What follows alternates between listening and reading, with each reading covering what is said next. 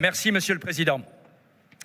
Même si elle aura bien sûr laissé des traces, la campagne électorale est derrière nous. Et je souhaitais vous adresser, au nom des élus de notre groupe, nos félicitations républicaines. Vous me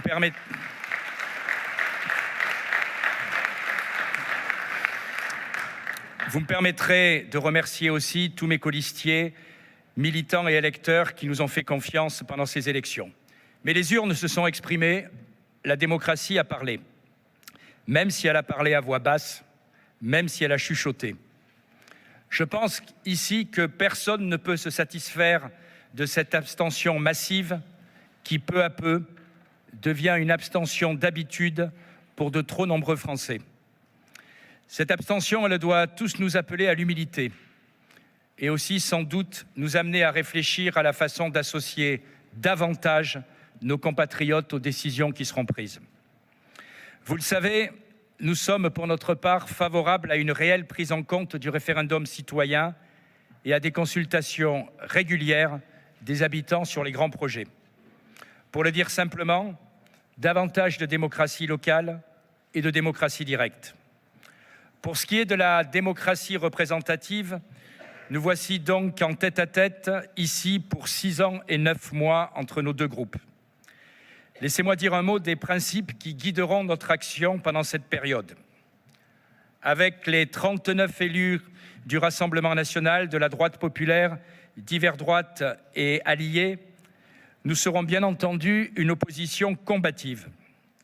Et à chaque fois que nous penserons qu'une décision, qu'une action ne va pas dans le sens de l'intérêt général et ne contribue pas à améliorer concrètement la vie des Provençaux, des Alpins et des Azuréens, alors vous nous trouverez face à vous déterminés.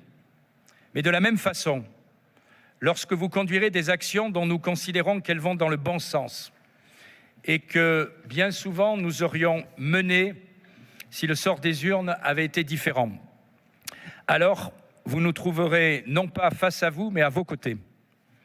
Une opposition combative, je l'ai dit, mais aussi une opposition constructive.